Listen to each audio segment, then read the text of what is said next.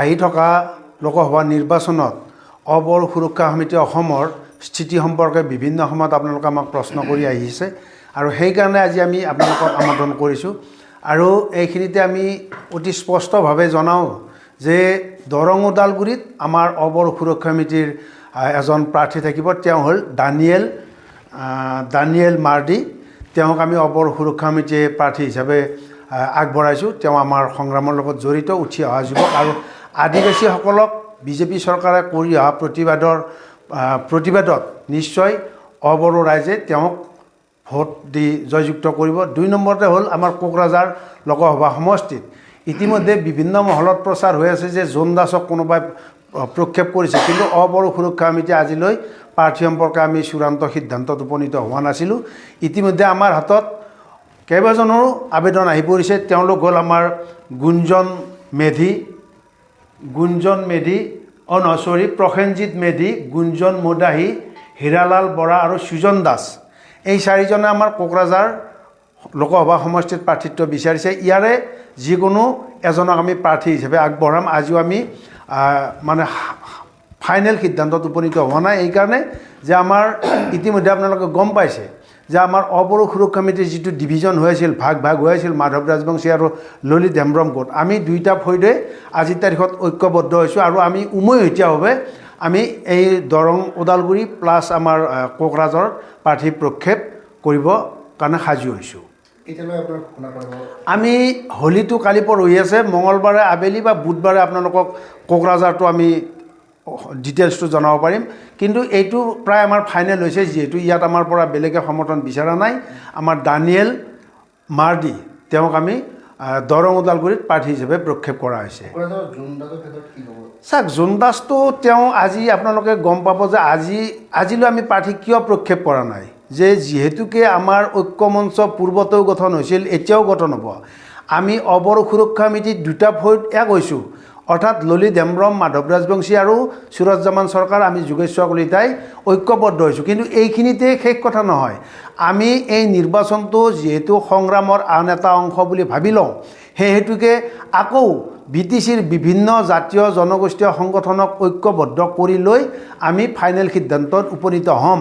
কিন্তু জোন দাসে যেনেকৈ নিজকে ৰাতিটোৰ ভিতৰত 3-4জন মানুহক সভাপতি সম্পাদক বনাই লৈ তেওঁ যেনেকৈ প্ৰাৰ্থী প্ৰক্ষেপ কৰিছে, এইটো নিশ্চয় আমাৰ বিপৰীত পক্ষৰ ষড়যন্ত্ৰত তেওঁ ভৰি দিছে। এইটো আচলতে জনসাধাৰণক অবড়ো ৰাইজৰ যিটো আৱেগ অনুভূতি, এই আৱেগ অনুভূতিক তেওঁ হেতালি হিচাপে ব্যৱহাৰ কৰিছে। গতিকে জোন দাস সম্পৰ্কে আমাৰ বিশেষ ক'বলগীয়া নাই। তেওঁ আমাৰ সংগ্ৰামৰ লগত আছিল, কিন্তু তেওঁ পৰৱৰ্তী সময়ত যিমান বিতৰ্কত সোমাই পৰিছে, সেইকাৰণে তেওঁক আমি প্ৰাৰ্থিত্বৰ পৰা দূৰত ৰাখিছিলোঁ। কিন্তু তেওঁ উপায়ন্তৰ হৈ নিজকে প্ৰাৰ্থী হিচাপে প্ৰক্ষেপ কৰাৰ কাৰণে তেওঁ কোনোবা কমল পাঠক বুলি মানুহ এজন, বয়সীয়া মানুহ, তেওঁক সহজ সৰল পাই তেওঁৰ নামটো ব্যৱহাৰ কৰি তেওঁ প্ৰাৰ্থী হিচাপে থিয় দিছে। কিন্তু ৰাইজে যোৱা নিৰ্বাচনবিলাকত সকলোৱে তেওঁৰ ভূমিকা দেখা পাইছে। তেওঁৰ যিটো সন্দিহান কথা বতৰা, তাতে তেওঁক ৰাইজে ৰিজেক্ট কৰিব। গতিকে অবড়ো সুৰক্ষা সমিতি 2014 চনত BTCৰ বিভিন্ন জাতীয় জনগোষ্ঠীয় সংগঠনক লৈ যেনেকৈ হীৰা শৰণীয়াক আমি বহুত ভোটত, অৰ্থাৎ গোটেই ভাৰতৰ ভিতৰত 2য় স্থানত জয় কৰিবলৈ সক্ষম হৈছিলোঁ, পুনৰ এইবাৰো তেনেকুৱা এটা পজিশ্যন আনিব পাৰিম বুলি আমি দৃঢ় বিশ্বাসী।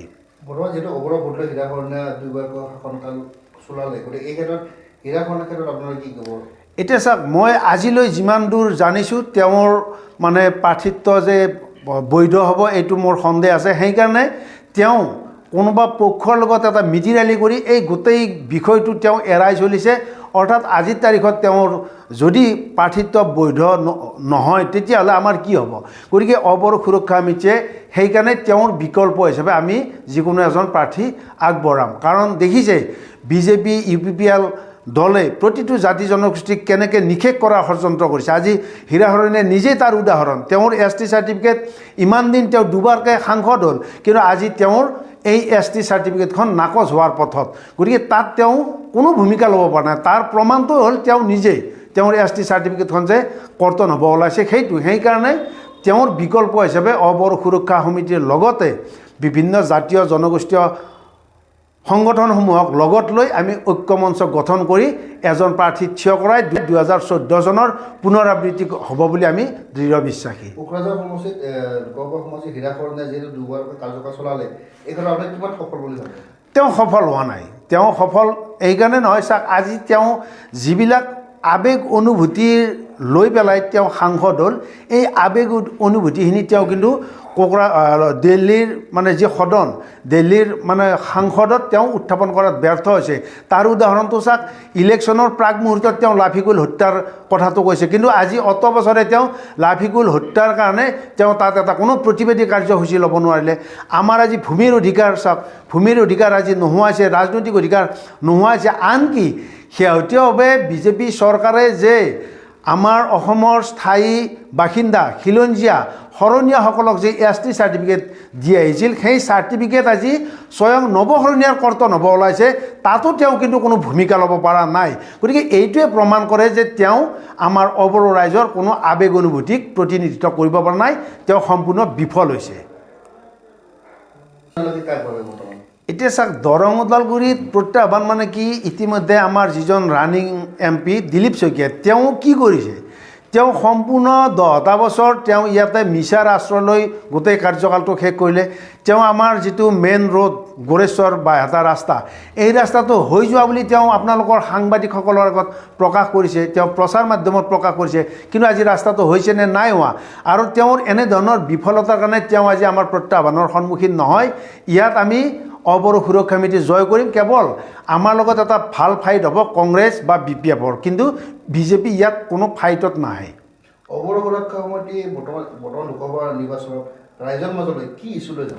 আমি ইছ্যু লৈ যাম এইটোৱে যে উন্নয়ন, আমাৰ অধিকাৰ, বিভিন্ন অধিকাৰ, প্লাছ আমাৰ যে অবড়োসকলৰ যে গাঁও কৰ্তনৰ যিটো ইছ্যু, এই ইছ্যুটো বিজেপি চৰকাৰে বাৰে বাৰে আমাক ললিপপ দি আহি আছে। গতিকে এই ললিপপ কি ধৰণে দিছে, এই কথাবিলাক লৈয়ে আমি যাম। কাৰণ চাওক, আয়োগ গঠন কৰিছে, আয়োগ কিন্তু আজি নিষ্ক্ৰিয়, আয়োগে কোনো ধৰণৰ প্ৰতিবেদন ছাবমিট কৰা নাই। অৰ্থাৎ সেইটোত হিমন্ত বিশ্ব শৰ্মা চৰকাৰে সম্পূৰ্ণ আওকাণ অৱহেলা কৰি আহিছে। গতিকে গাঁও কৰ্তনৰ বিষয়টোক লৈ বা আমাৰ আদিবাসীসকলক এটা মানে তেওঁলোকক এটা কিবা গঠন কৰি দিছে, কিন্তু তেওঁলোকক কোনো কাৰ্যক্ষম কৰা নাই। গতিকে বিভিন্ন জাতি জনগোষ্ঠীৰ যিবিলাক আমাৰ ৰাজনৈতিক অধিকাৰ, অৰ্থনৈতিক অধিকাৰ, এই অধিকাৰসমূহ কি ধৰণে আমি পাব লাগিছিল আৰু পোৱা নাই, এইবিলাক ইছ্যু লৈ আমি ৰাইজৰ মাজত সোমাম। বৰ্তমান যিটো BTCৰ বাহিৰৰ যিখিনি জনসাধাৰণ আছে, দৰং ওদালগুৰি সমষ্টিত বিশেষকৈ, এই ক্ষেত্ৰত তেওঁলোকৰ মাজলৈ কেনেকৈ যাব? তেওঁলোককো চাওক, আজি বিজেপি চৰকাৰৰ যিটো ধৰ্মৰ নামত ৰাজনীতি কৰি আমাক গোটেই অসমীয়া সমাজ ব্যৱস্থা থান বান কৰিছে, কাখন আনি আমাক অসমীয়া ভাষা সংস্কৃতিৰ বিপদাপন্ন মুখলৈ ঠেলি দিছে।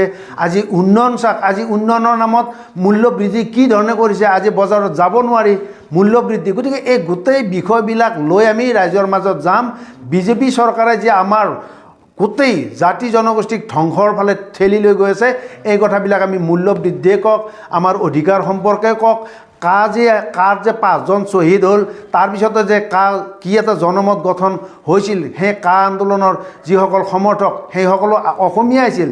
যি বিজেপি চৰকাৰে জাতি মেটিৰ কথা কৈছিল, সেই বিজেপি চৰকাৰে আজি জাতি মেটি অবৈধ বাংলাদেশী বা অবৈধ হিন্দু বাংলাদেশীৰ ওচৰত বিক্ৰী কৰিব ওলাইছে।